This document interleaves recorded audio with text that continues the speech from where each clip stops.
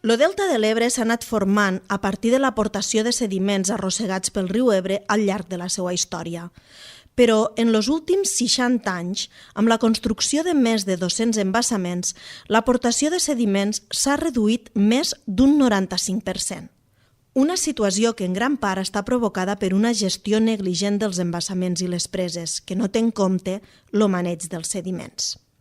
La campanya pels sediments es va presentar l'1 de febrer del 2015 al Delta de l'Ebre. Les organitzacions i persones que formen part d'esta campanya han anat recollint i processant diferents arguments amb l'objectiu de defensar la vida del riu i del delta. Mi primer concepto de importancia de una cosa no fue el dinero, fue el agua turbia. Esto es oro. O sea, cuando bajaba el agua turbia, yo iba 3 veces a la tierra a desatascar la toma. Entonces me hizo de pequeñito ver que la gente de los mayores de mi edad, la riqueza para ellos era el agua turbia, el oro. Tot això és molt interessant i molt important. És un camp, el tema dels sediments, que no hem treballat perquè parlem moltes vegades de cabals. Quan diem cabals, evidentment no és només cabal líquid, també s'hauria d'entendre que és cabal sòlid, perquè de fet dels cabals sòlids depèn la supervivència física del delta, però clar, necessitem col·laboració de molta més gent perquè nosaltres podem arribar a on podem arribar, la incidència que nosaltres podem fer és fins on podem fer-la, i aquí és qüestió d'anar sumant esforços, però tranquils que me'n sortirem. Un anexo a la campaña sería cómo se suman más sectores, que lo cojan como tema principal. O sea, porque la idea es no juntar los temas, sino que cada tema tenga su especialidad y tenga su portavoz, y tenga sus estudios, de forma en que hagamos como una red de argumentos que hagan entender que o se modifica la gestión del Ebro o aquí se está creando un delito ambiental importante. Los pagesos del delta se van convertir en veritables experts en gestió de sediments a través del flux de l'aigua. En la construcció dels embassaments de Mequinensa i Riba-roja i suplir totalment l'arribada de sediments se va certificar la mort del delta i de moltes platges del litoral català i valencià. La situació actual condena el delta i malgrat la seva importància ecològica i la gran quantitat de mesures internacionals que hi ha sobre la protecció dels seus ecosistemes, si no restableix l'arribada natural de sediments no té solució. Si es tornés a fer com el mateix, la capacitat de créixer que tindria en tota seguretat seria superior a la suma de tots els anteriors factors negatius. Volem sediments! No transvasament! Volem sediments! No transvasament! Volem sediments! Volem un riu ple de sediments! Volem un riu ple de sediments! Volem un riu ple de sediments! La respuesta de la Confederación es que no existe la subsidencia, sino que existe el reordenamiento del edificio del Taico, que es una frase así muy que es una manera de negar el problema. Si tú niegas el problema no tienes que plantear soluciones, y si no tienes que plantear soluciones no pones en compromiso el agua que tiene que circular en el río o los sedimentos que se tienen que mover. Es decir, la Confederación hace una cosa mucho más grave que no abordar el problema, es negarlo. Y yo creo que aquí tendríamos que dar más caña, porque además yo así de broma siempre digo, estoy esperando la publicación científica donde se demuestre que el delta del Ebro es el único delta del mundo sin subsidencia, porque sería un gran hallazgo de la ciencia. Evidentemente eso no es ciencia, ¿no? Es ciencia ficción política, ¿no?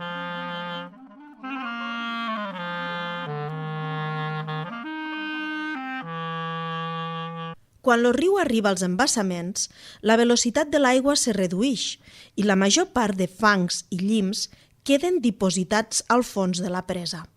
D'esta manera, els embassaments es van omplint de sediments i s'escurça la seva vida útil. Això genera una nova amenaça, la de construir nous embassaments. Els regidors de Mequinensa expliquen que un dels factors principals que agreuja esta situació és que les comportes de fons de les preses del tram final del riu Ebre no s'obren mai.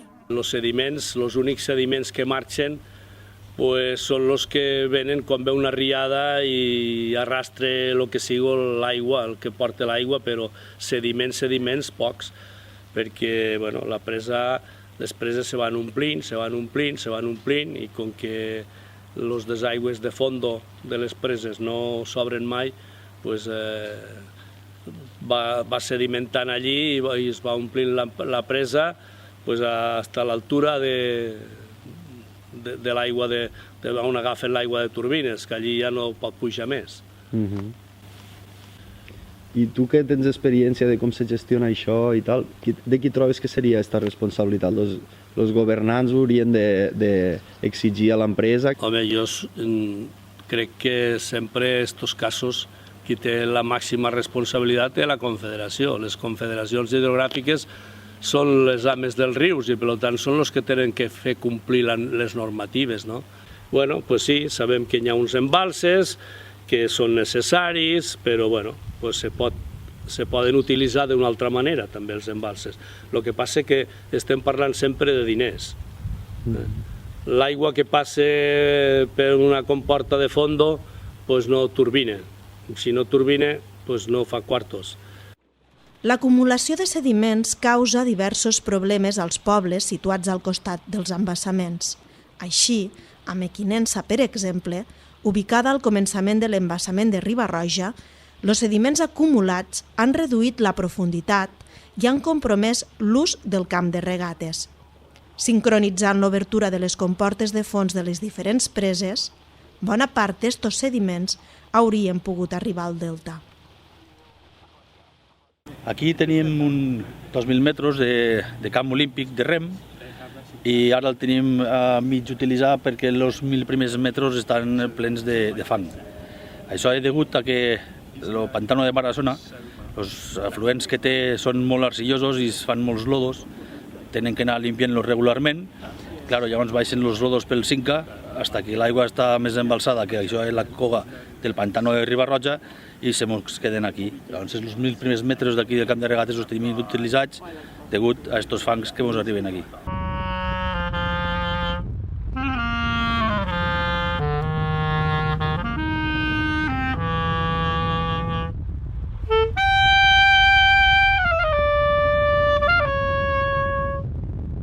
Una bona part dels sediments acumulats a l'embassament de Riba-roja procedixen dels desembassaments realitzats al pantà de Barassona a partir de l'any 1995.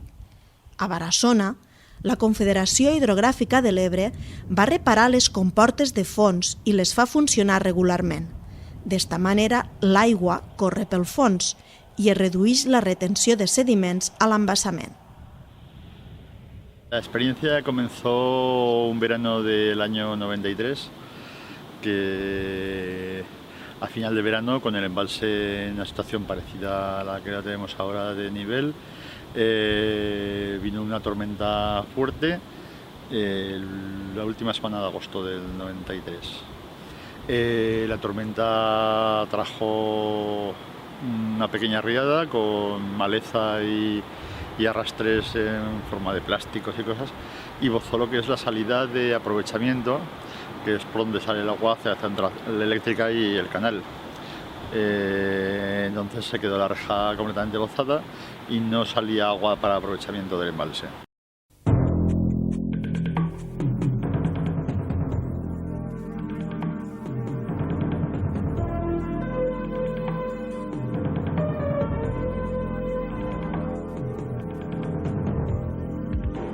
Tras conseguir levantar las compuertas, una labor compleja que requería del orden de 30 minutos para cada una de ellas, y recordemos que en total eran 6, contabilizando las de aguas arriba y las de aguas abajo, se pudo comprobar la existencia de esa enorme masa de lodo que se hallaba instalada en los túneles de los desagües de fondo, pero que además no se movía.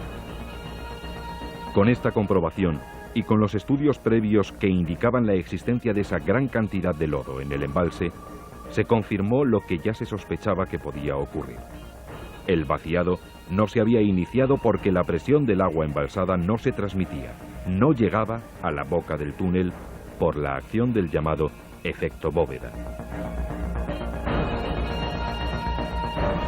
La instalación de un circuito cerrado de televisión resultó fundamental para obtener una información permanente y directa de cómo se iban desarrollando los trabajos. Tras los análisis efectuados y sabiendo ya cómo reaccionaba el lodo a las pruebas a las que fue sometido, se decidió que el método más adecuado para abrir esa vía de agua era el jet grouting.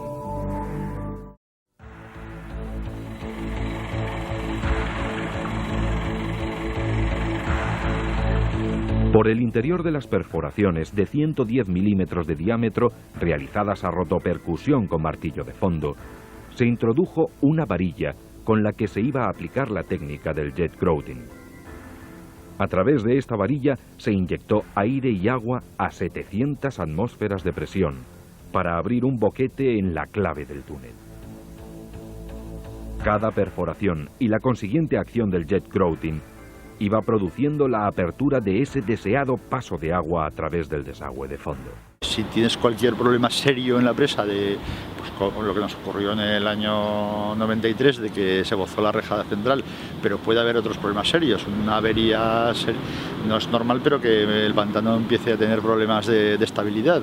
Pues lo normal es que lo puedas vaciar, y solo se puede vaciar por fondo, no se puede vaciar por aliviaderos. Entonces es una cosa que después se ha demostrado ya, ahora no se hace ningún pantano sin compuertas de fondo, porque pueden ser necesarias a lo largo de la vida de un embalse, que siempre se hace, no es como un coche que lo haces para 10 años o un electrodoméstico. Un pantano, cuando se hace, es para probablemente algunos cientos de años. De esta manera se inició el vaciado de Joaquín Costa.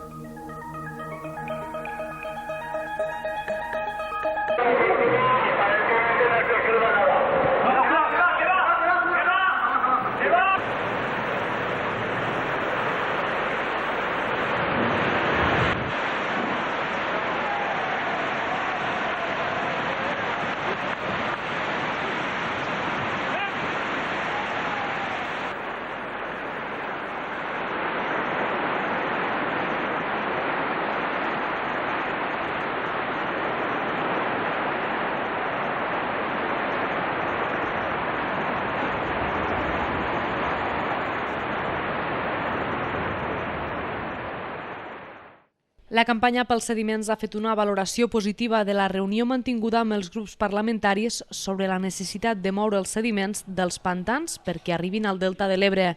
Un dels membres de l'organització, Josep Joan Segarra, ha explicat que han reclamat a la Cambra Catalana la creació d'un pla de gestió integral dels sediments de la conca de l'Ebre. La campanya també ha instat a les institucions a donar suport a la creació d'un grup de treball que requereixi a l'estat espanyol una inspecció de les comportes de fons de les preses de la conca de l'Ebre. Demanar que s'establisqui un grup de treball polític i tècnic en el marc del Parlament o de l'executiu català, i intentarem fer el mateix al Congrés, que s'estableixi un grup de treball per a acompanyar el tema, per a anar-lo treballant en continuïtat. En aquest sentit, Segarra ha reclamat que s'apliqui la normativa que exigeix que l'estat d'aquestes aigües sigui el correcte, segons l'organització, per tenir cura del conjunt de l'ecosistema de l'Ebre. No és només una qüestió de defensar el delta de l'Ebre, sinó de preservar també tot l'ecosistema de tota la conca de l'Ebre i tindre cura en la seguretat de tota l'àrea d'influència del riu Ebre. Per últim, els activistes han demanat estudis complementaris que analitzen en profunditat la composició dels sediments. A mi m'han demanat que els expliqui una mica els treballs que estem realitzant des de l'Agència Catalana de l'Aigua en el tema del transport de sediments, el tram final del riu Ebre, i una mica com estem enfocant aquests treballs i les possibles solucions que hi podia haver-hi o que estem analitzant. Té solució el Delta? Bé, això és un treball d'aquest professor John Day, que és un professor de Louisiana, correcte. Ha estat estudiant el delta és un gran coneixedor de molts deltes, ha estat estudiant el delta del Mississippi.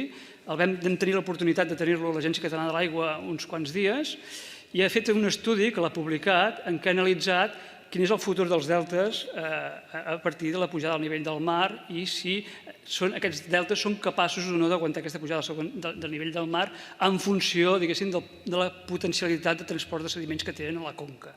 Compara els deltes, els grans deltes del món, ja ha comparat més de 2 dotzenes de deltes de tot el món. Clar, compara, per exemple, el delta de l'Ebre, que estem parlant d'ordre de 300 quilòmetres quadrats de superfície, amb el delta del Mississippi, que estem parlant d'ordre de 75.000 quilòmetres quadrats. Són 2 vegades Catalunya, el delta del Mississippi.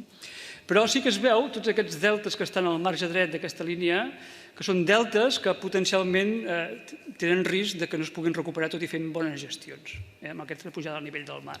En canvi, els deltes que estan al marge esquerre, entre els quals l'Ebre, tenen potencialitat de suportar aquest nivell, aquesta pujada a nivell del mar. Estudis de l'IRTA i de l'UPC han valorat que aquestes aportacions de sediment haurien d'estar de l'ordre de 1,3 milions de tones. I ja per acabar l'última diapositiva, solucions. Se n'ha parlat molt, el tema dels túnels, bypassos. Diguéssim, això no és fer volar coloms, això existeix. Hi ha un estudi, aquest estudi de Kondoff, que aquest és un professor de la Universitat de Berkeley, a Califòrnia, que ha publicat el 2014, tot un recull de sistemes de bypass funcionant a nivell del món. Les comissions de Medi Ambient del Parlament de Catalunya i del Congrés dels Diputats van aprovar l'any 2017 donar suport a una prova pilot de transferència controlada de sediments des de l'embassament de Riba-roja i també la redacció d'un pla de gestió integral dels sediments de la Conca de l'Ebre. Tot i això, ni la proposta de resolució del Parlament català ni la proposició no de llei del Congrés espanyol són vinculants i el govern espanyol no ha fet cap moviment per implementar-les. Sobre otro tema que no está saliendo y que no solo afecta al delta, y es las arenas de playas turísticas. O sea, el 90% de la arena de playas turísticas no procede de la erosión continental de las olas, procede de los flujos sólidos que aportan los ríos al mar y que luego las corrientes litorales lo distribuyen en forma de playas. Yo les señalo que en Estados Unidos, desde hace ya prácticamente 2 décadas, el 30% de la ingeniería de caminos que está, de los funcionarios que están en el Bureau of Reclamation, están dedicados a la gestión de flujos sólidos, que tienen toda una serie de técnicas que se van aplicando y que hay que calcular económicamente si vale o no la pena, pero que hay que calcularlo y hay que hacerlo. Entonces, iniciar ese proceso en el caso del Ebro sería muy útil, pero muy útil para todo el país. Así que darnos la enhorabuena, agradecer también la posición avanzada que presenta Ciudadanos y agradecer a los que han presentado esta PNL. Vamos a votar a favor. Gracias. Experts i organitzacions ambientalistes d'arreu del món se van reunir a León l'any 2017 per a debatre sobre la viabilitat de deconstruir assuts i preses que queden obsoletes.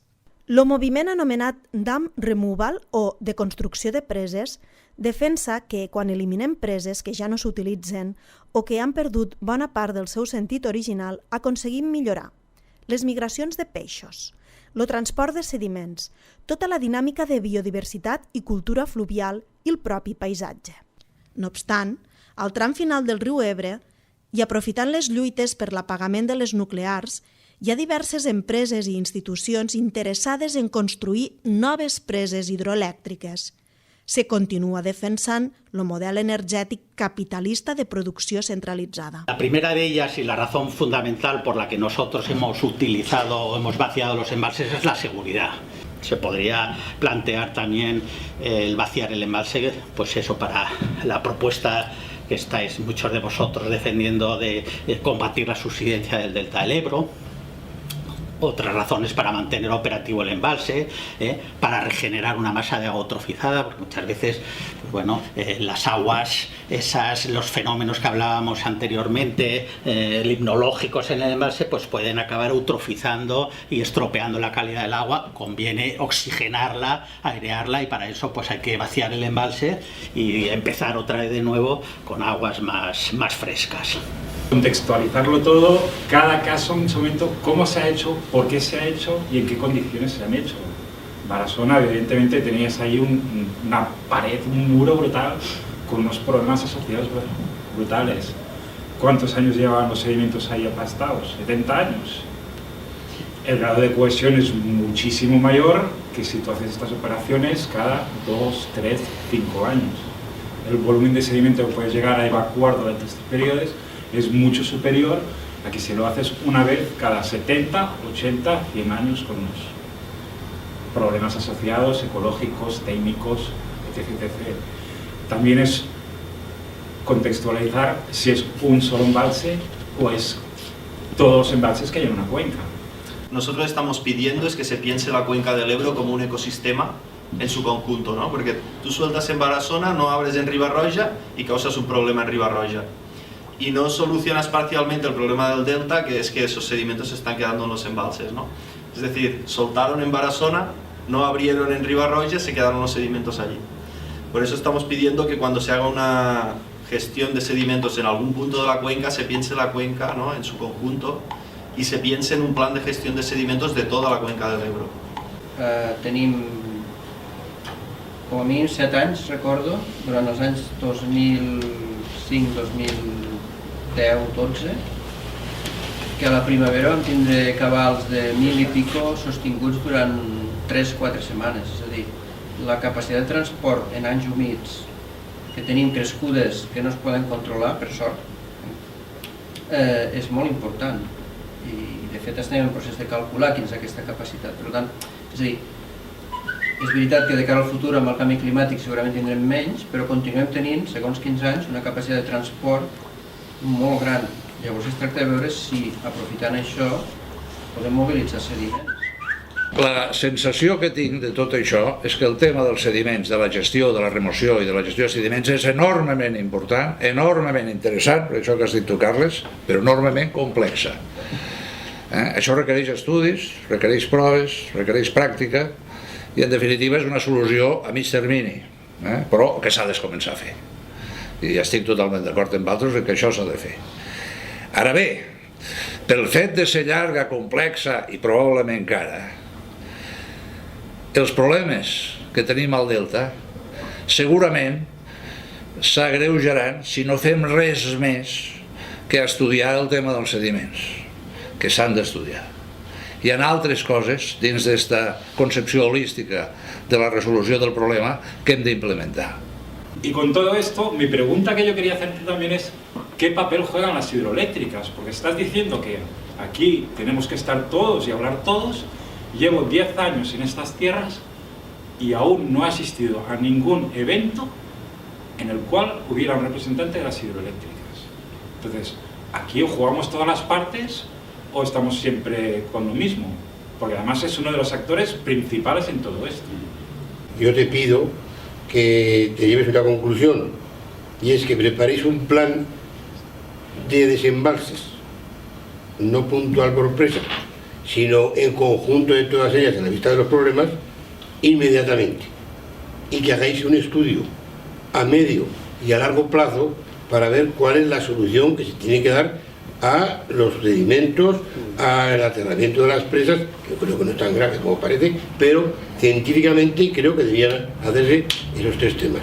O sea que yo te pido, como un oyente más, que preparéis qué se puede hacer, no digo ejecutarlo, pero por lo menos hacer un proyecto, un plan, que no sé si lo puede hacer Manolo, que es la oficina de planificación, o explotación, o quien corresponda, puntual, para que no ocurra, que yo estoy muy de acuerdo con lo que han contado, que resolvemos el problema de Barasona, resolvemos el problema de Santana, pero nos coge el toro porque no sabemos qué hacemos en la confluencia del Segre con el Ebro. No sabemos cómo repartimos eso hacia abajo. Y creo que salvo unos casos de emergencia que haya que hacerlo porque requieren las instalaciones de las presas, hay que hacerlo planificando un poco y viendo cómo esto, y eso creo que debe empezar a estudiar ya. Y para eso creo que tú personalmente tienes dinero para hacerlo. O sea que yo te estoy acusando.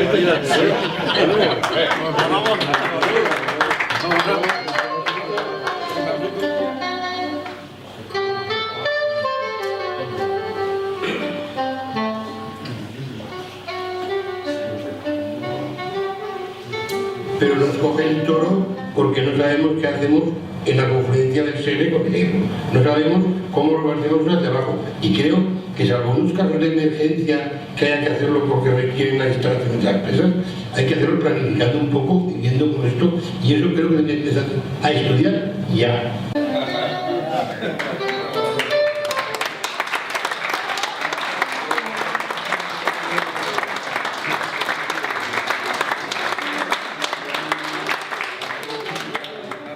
Donant la raó al president de la Comunitat de Regants de l'Esquerra de l'Ebre i fer una autocrítica a l'administració en general, que és que efectivament si hem arribat és per manca absoluta de voluntat política.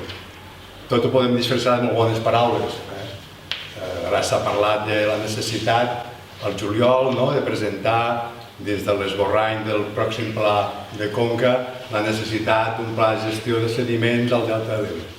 Bé, al seu moment nosaltres vam presentar en els àmbits de la planificació hidrològica de la Conca un règim variable de cabals ambientals, i és un règim variable de cabals ambientals que el riu no té perquè la Confederació no l'ha aprovat mai, ni el Ministeri tampoc. Ho dic perquè comencem a dir les coses clares pel seu nom, perquè si no, llavors això provoca que, efectivament, propietaris de zones tan importants com l'illa de Buda, o per exemple, el mateix Ajuntament de Deltebre, amb la protecció d'una propietat privada, emprenguin accions. Jo abans he nombrat que les comportes de fons potser sí que es poden pujar, però passaria, crec que el mateix que va passar a Barassona, que les van pujar, però hi havia allà un tap de sediments, estaven col·lapsades de sediments. Arribat el moment, les obriríem. Si nosaltres els diem, les obriríem. Si no estan en bon estat, en algun cas, se poden reparar. Es poden reparar. El tema, en Barassona vam aprendre molt i vam aprendre a saber actuar amb els llocs que hi ha al darrere de la presa. Jo estic totalment d'acord amb les declaracions que ha fet Pedro Arrojo en el Parlament. Els ingenieros de caminos de Estados Unidos se están dedicando en el 80% al tema de los sedimentos. Nosaltres, si és el que toca, per supost que ho farem. Estem preparats, tenim coneixement, som bons tècnics, els que hi ha a la Confederació, i si ha arribat el moment de dedicar-nos ara a no fer preses i a fer instal·lacions i dispositius per passar els sediments, això serà el que farem. Però si us mana el Ministeri o si hi ha un mandat del Congrés dels Diputats, com és el cas, també el podeu assumir, perquè hi ha 2 PNLs aprovades al Congrés dels Diputats a Madrid sobre aquest tema. Nosaltres orgànicament no dependem del Parlament, dependem del Ministeri. Que és un problema que a llarg plaç és més costós, i que nosaltres el que intentem és per seguretat de tenir sempre els depòsits de fons operatius i de requerir als concessionaris que això ho facin també. Requerir de quina manera? Perquè a Endesa, en el cas de Mequinensa i de Riba-roja, no se li ha requerit, suposo, no? S'ha de distingir entre la instrucció del 67 que deies tu i el reglament del 96.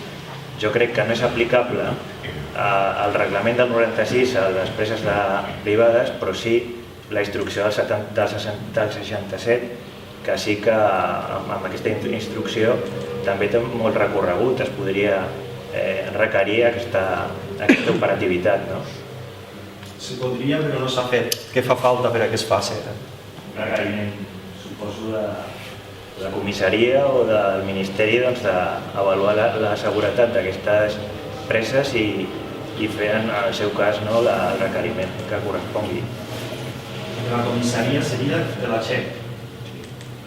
És a dir, seria la decisió de la comissaria de la Che.